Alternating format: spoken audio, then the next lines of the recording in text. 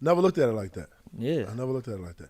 See how much information you can get when you just sit down and have a conversation with somebody like an NBA vet / retired. How about? I sound like you about to say some wild shit. No, I'm not. I'm not. Anytime a motherfucker clear their throat and look up, No, because when they come down, go ahead. Let me no, hear I'm it. about to segue into when you retired, right? You know, we know each other. So when we retired, you had put a post on your story. Oh, And the shit, post what I on your say? story was on some Big 3 type thing, right? With Ice Cube and all that. You good. So I was like, you good, oh, boy. shit. Hey, My- you good, boy. You did this Hey, shit come before? on. Hey, come on, bro. I did it a couple times. You did this before? So when you retired, we thinking, oh, God, Lou going to the Ah, Big 3 man. now. What happened with that, bro? I thought it was Yeah, everybody hyped. Like, oh, shit, my guy Lou going to be in the Big 3 now. I thought it was premature for me to do it so fresh out of the league. Out of the league. I thought it was fresh. However, I was a fan of the league. Right.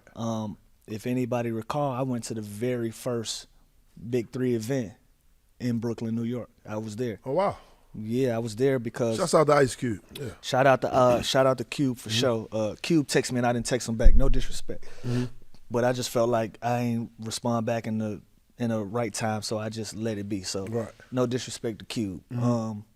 But yeah, for that man right there, AI was the guy that was being featured. Yeah. So I flew up to New York. I thought it was a dope concept, and I was like, man, this is cool as hell. Yeah. And I got there in Brooklyn, man, and it was a ruckus environment. And I remember my first thought was, I don't think AI know what he signed up for, Right.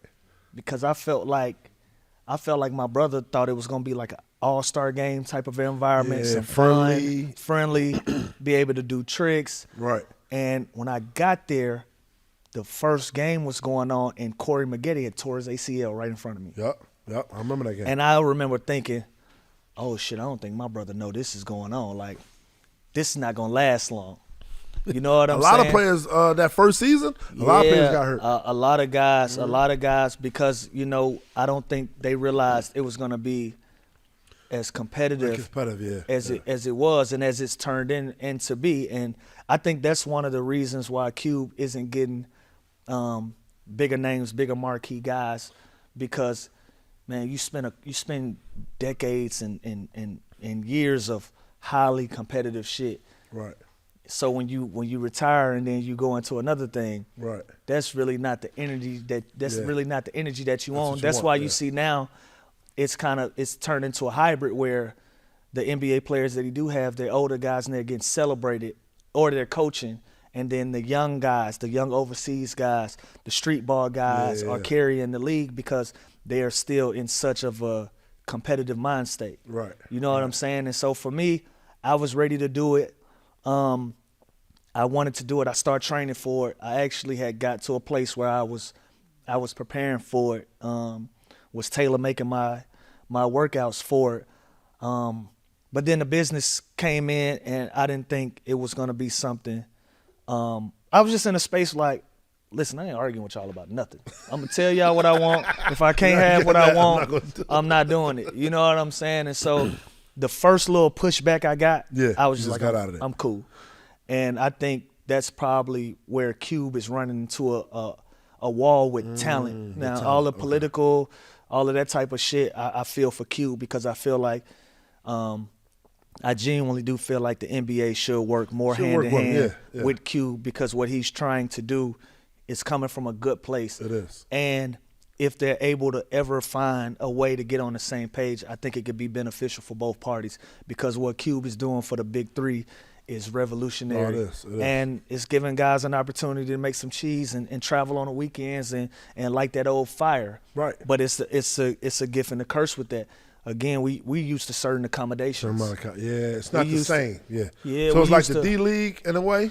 Would you? Put No, it, not even that. It's not. No, even I'm talking about as far a- as like traveling, and because it's not the same money when you're in the D League and you're in the NBA. Yeah, So I don't that's think what we gon' I don't think Cuba get to a place where he's gonna be able to offer us NBA money, right? I genuinely think it won't ever get. Even if you get like a lot of sponsors and the NBA like work with them. I used to make 150 a game. I'm one person, and I ain't never made 10 million. So imagine what you dig. What I'm saying? The people that was I don't making think the- I don't think they have the. I don't think it's ever gonna get to a place where that type of money is gonna be made. So if you're not gonna make that type of money, you at least should have your accommodation game down. Accommodate, right? The hotels. Like and at all least that. have the lifestyle part of it Yeah. still intact if you're not gonna be able to do it on the financial side. Guys already know coming into it, you're not gonna make the money. But Right. it can't be motherfucking you taping your own ankles too and all this. No, I know. Like it can't. I went to shout out my guy, our guy, Jared Jack. So Jared Jack had a game. Said, "Yo, what you doing? You in Vegas?" I said, "Yo, I got a game. Pull up." So I'm gonna pull up. So I pulled up to the game. I'm not backstage. What y'all call it? Locker room and all that. I know a couple other players. I'm talking to them and all that. Damn, what do we call it in sports? We damn sure don't call it backstage. I call it the locker room, right? Yeah, we just in the back. I'm in the back. Come to the back. So Yeah. I'm in the locker room. It was a bunch of them back there. We talking this and that. They go play the game. Jack make sure I had a little floor seat or whatever. So I'm watching the game. They doing this. Somebody got hurt too. After the game, we go back to the Virgin Hotel in Vegas. Shouts out to Vegas. Is this a sponsored hotel? I don't Ain't want to. shit sponsor yet. All Spank, right, say what you okay, say. I can say what I want. Because I don't want to know where everybody know they going on. Yeah, we can say what the fuck we want to say today. so we had to. I'm bringing this story up because it's a funny story in it. So we go back to the Virgin Hotel. I'm chilling with I'm not staying at the Virgin Hotel, but that's where all the players was at. So I met up with Jack and them at the Virgin Hotel. So Jack like, yo, everybody about to come down. We gonna play spades, blah blah blah. I said, all right, bet. So a bunch of the players came down. Shouts out. I'm not gonna remember everybody's name, but shouts out to them. Stop shouting these motherfuckers out there. I'm not gonna remember everybody's name. You're right.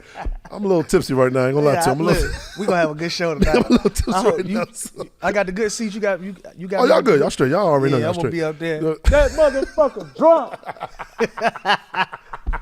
So we down there. So somebody pulled out the cards. It was play spades, right? So we down there. There's a bunch. It was like 10 of us. Got you in a Blu-ray game. No, they ain't get us in the Blu-ray. You know, we play guts. So You gotta teach me how to play good. it's similar to Blu-ray. Similar to Blu-ray. So Charles Oakley goes, yo. I think he was coaching somebody at the time. I'm not sure. Or he was just there. Yo, let's go, man. We playing spades. So you know me. I never met Charles before. Never met Oakley before. He goes, hey man, everybody in here showing you a lot of love. Who you? I'm like, hey man, I'm just Spank, bro. I'm just a guy that comes around. We used to play or something. I said, nah, I never played, bro. I'm just a comedian. I was like, that's why. Why you didn't tell him that overseas shit you was trying to tell me? Yeah, Oak different. Alright, good. Yeah. Oak done choked a few niggas up before. I want no trouble. So Oak goes, hey man, you my partner. You know how to play? I said, yeah, I know how to play, bro. All right, you my partner. I said, cool. You my partner. Cool, let's go. Bro, when I tell you every hand, Charles Oakley cursed me the fuck out. Hey man, where the fuck you learn how to play? I said, hey, come on, man, chill, bro. Like, there's a lot of people around. Just relax, bro. You ain't gotta be talking to me. No, fuck that. Play, bro. See, So that's how I feel about Dame Dash. Some scenarios, I'm not gonna set the table for Dame Dash to come curse me out. Fuck that. I'm not setting that table. But Bro. Dame Dash sit here smoking his weed. So you don't know what you don't know shit. you doing. Yeah, I ain't doing that. Go ahead. bro, he cursed me out every hand. Charles on the tip where if you're a partner, right? And you cut a hand, Yeah. you my partner. You gotta stay there. I'm gonna throw off. Right. So when I threw off, the other player cut higher than Charlie said, hey man, you supposed to cut higher. I said, you my partner, bro. I can't cut you. I didn't know he was cutting yet. He just Right. started cutting, bro. Right. That nigga cursed me. I said, all right, I'm gonna cut you from now on. But I ain't gonna lie. After I started cutting him, we won every game. He probably got a style of play. Yeah, that's his style of play. His Yeah. style is aggressive. Yeah, we play- Fuck that if you threw the 10 out, the cut, nigga, I'm throwing out the Because goddamn jack. we play spades with a lot of different groups of people, and it gets to the point we play so much that everybody just got their style of play. Right, You know what I'm saying? So you just countering the bullshit that they do. Like we got my homies Bash, Nate, Vok, Jizz. We play spades with them. They aggressive. So the first time that some get cut, we know immediately a spade is coming right behind it right. because now that's the game that they want to play. So But we don't play like that. Right. We I might don't cut mind it. some. Yeah, you cut but if something I out. still got ace, Yeah. I'm gonna throw my ace. I'll be back. I'm Right. cutting. Yeah. So everybody got their style of play, and Oak was just on some aggressive Nah, shit. Oak was on some aggressive shit, man. I'm talking to the point where, so, you know, it's Oakley, shouts out to Flight, James White, God damn, man, my name is, but it was a bunch of us, whatever. So we all there playing. So one guy is on his phone FaceTiming somebody, but the camera is straight on Oak, but he he tweaking. FaceTiming him. So Oak go, hey, man, stop videoing me. So dude go, huh? He act like he couldn't hear him, huh? Nigga. Oak stood up. Look, meanwhile, big ass cloud, a big 6'10", 6'11", mean ass. I will smack the shit out you, cloud. Snatched his phone. What'd I say? Stop videoing me. He said, yo, man, I'm FaceTime. I'm not videoing you. So Oak looked at the phone and said, oh, all right, I didn't know you was FaceTime. How you doing? How do you finish playing? Yeah, we sat back down, we finished. No, fuck that. Oak, yo, Ed, I'm pulling my pants up, and I ain't gonna say that out loud. Oak fucking be looking for me. I get caught up in a headlock at the backstage of a Clippers game somewhere, and I don't know why the fuck I'm in a headlock because I done said some bullshit. Oh, shouts out to about Charles Oak. Oakley, though, Yeah. man. We won about, I think we won like damn near a stack that night, though, because, you know, we was playing for money or whatever. We won like a stack that night. We won every game after the first Let one. me tell you this: we gotta get out of here because you got a show tonight. Yeah. Evan like me to talk about evergreen shit, so I ain't gonna make it time sensitive.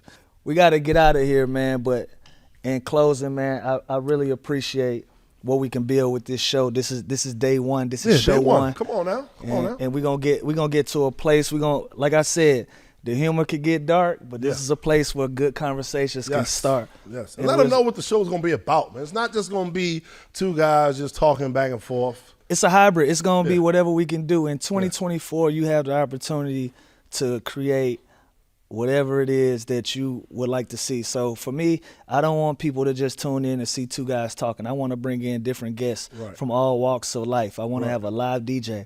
I want to have live performances. I want it to be a hybrid of so many things, a comfortable and fun place people can come. Get an And sometimes audience. and listen, and sometimes the conversation get uncomfortable and you can walk away from them and still shake hands with people. yeah. So Oh, yeah. that's what the Underground Lounge is about. It's all about good vibes, good energy. Hell yeah. And every once in a while, we might interview somebody or invite them into our space for the fact of getting some straightening, Right. Right. straight up and down like that. Spank Horton, Lou Will, Underground Lounge, love. For full episodes and more content like this, subscribe to the Underground Lounge YouTube channel. New episodes drop every Wednesday. Tune in, y'all. Subscribe, subscribe, subscribe.